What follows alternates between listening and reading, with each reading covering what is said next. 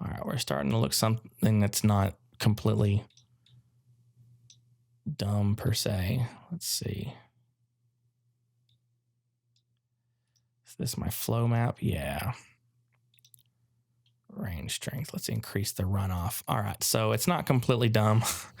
So before, because we've run over a bit of time, I wanted to show how we understand the difference of the material exports. So for example, this flow map here, if we hit the heat map, we can see this is what's generating the distribution of this particular texture. If I were to select the rocks, this is where our rocks are being generated as. And if I select this one, this is where the hexagon outside water pattern is. Here is the, let's remove this one. Here is the green underneath. Here is that mid-range value, and here is the water again. So there is a lot of confusion on how you go through exporting. So there's the export preset button, add, and we'll just do an empty. Don't really care about the presets just yet. So there's a couple different variations. Obviously, if you're wanting to create this terrain that we're seeing on screen in the distance as a background element, a vista element, something that's going to be low res in the background that's not going to be walked upon. It's just there to create space in the far distance.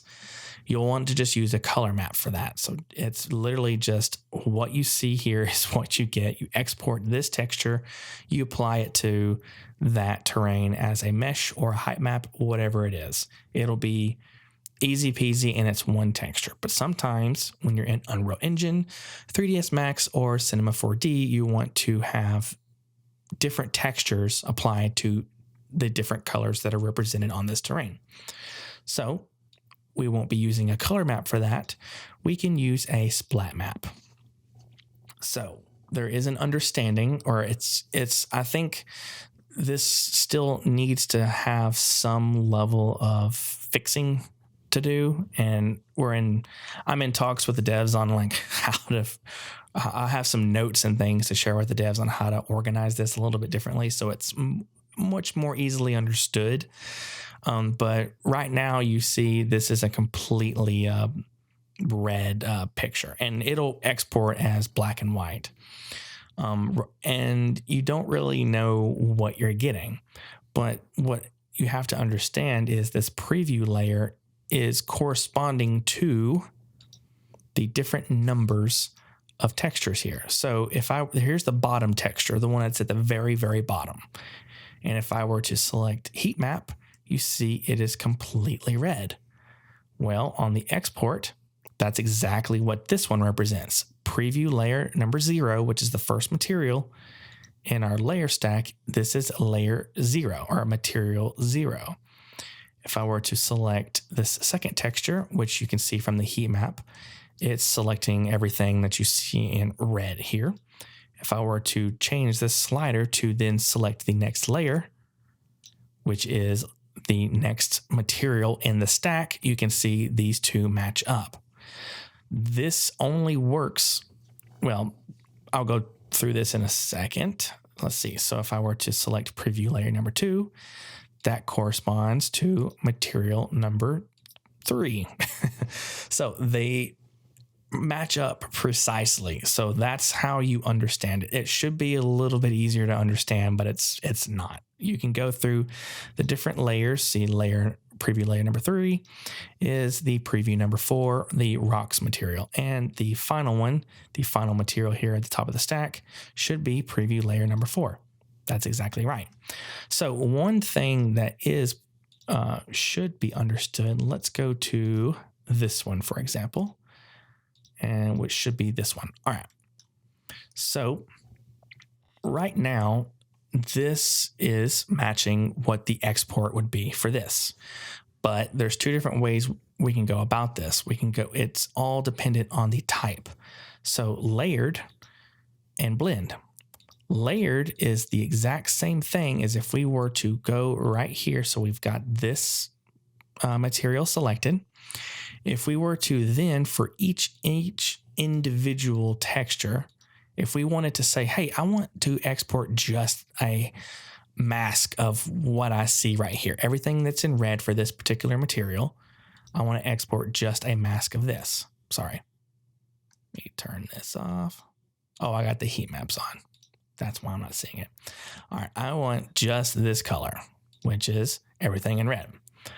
All right, I can do that by exporting distribution map. If I, under the distribution panel, select export distribution map, okay. If I were to, then let's name this as river flows. Why not? Export that out. Go to grasslands, and you can see here is that mask. So this mask is also the exact same mask that would be generated right here. I just opened it up twice. So everything that you see in red is right here. Granted, it is flipped. That's the only caveat in this particular example. So that's sort of a bug right now. The orientation is a little off. So on the export of this, it's a different orientation than what it is here. I think the Y is flipped. Yeah, that's the only caveat right now. So that will be fixed. I think it should have the export options should give you if you want to flip it X or Y, but that's what layered is. That's the whole point of this. So the type layered means it's going to export the distribution map of each one of these materials individually. However, if you say, I don't really care so much about what the distribution is, I just want to export what it looks like in this essence, then instead of layered, you choose blend. You can see that it has cropped out the hexagon shape. This means that everywhere you see that's green or that this material is appearing on the terrain will be exported from this particular masking method. Same thing for, let's see, what's a good one? All right, here's a good one. Remember the very first texture, which is this texture. You see that it is covering the entire terrain, but we know that this color isn't displaying to us on the terrain in its entirety because we have these other corresponding textures are being pasted or painted on the terrain on top of this bottom texture. But if we were to export a distribution map, or if we were to export a layered type, it'll just be solid color.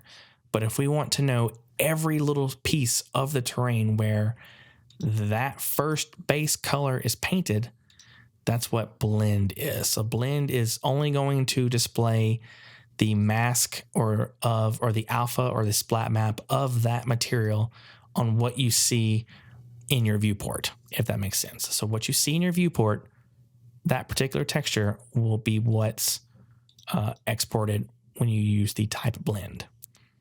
So any questions regarding that? I'm running 17 minutes over right now. So I'm going to dedicate the next stream entirely on texturing. We'll retexture this from scratch. It's not too bad right here, but it is, the rocks are kind of bad. We'll go through retexturing this completely from scratch, but that's the difference to understand between layered and blend. And you can do that same thing here. If you want to export the distribution map, it's just a mask of where it's at. Same thing for all of, where am I at? Same thing for the, which one do we do? So this right here. So this height map or each one of these height maps, if I wanted to export the distribution map of just this, let's say I just wanted to export, this is a height map test. So it's only going to export this area right here. And it obviously didn't do very well. Oh, it's because the distribution is cramped to this particular guy. So that was a bad example because there's no rules defining that distribution. Let me go to another filter that has some distribution to it. Oh wait, I know it was this one. All right. Remember this dry rocky? We added some distribution. If I wanted to export the distribution, let's just rename it height map test. Select yes, open. There we go. Where is that? There is the mask for cavity select, height select, and distortion. So everything you see here, which is a height map, or it could be a height map, or it could just be the mask for this particular filter. That's what you're exporting. You're exporting the distribution map of these pieces. And the reason why the height map didn't do that is because the distribution is fit everywhere within this area, and the distribution assumes that everything is being filled. I think there should or will be a way to export. If I wanted to select this entire layer, be able to export everything that you see from here, but right now that's not particularly the case for these height maps. So very impressive stuff. Got to run. Have a good night. Thanks, Chlorine. I'm about to head out now, actually, and because I am running almost pretty much 20 minutes over right now. But if you have any final questions, yeah, easy prey. That was a pretty good, helpful understanding of textures. The very next stream, we're going to go through retexturing this and go through some texturing methods. And we'll go through the process of maybe exporting this out and going through more of the texture jargon here. But the main thing I really wanted to point out was the type between layer and blend and the preview layer. Those are the really important things. And that happens between layers too. If I were to add a texture here in the second biome, it would also be within this preview stack as the next one in line, because it's the next one in line of the hierarchy, if that makes sense. So actually, let me go ahead and save this before I lose everything I've worked on. There we go. So appreciate you guys for joining. If you'd like to join, please come back. If you have any further questions, hit me up in the World Creator Discord chat. I will be sure to answer all your questions. The next stream will be 2 weeks from today. We're skipping next week for the US holiday, and we will return 2 weeks from today at the same time, same channel. So thank you guys for watching, and I will see you next time.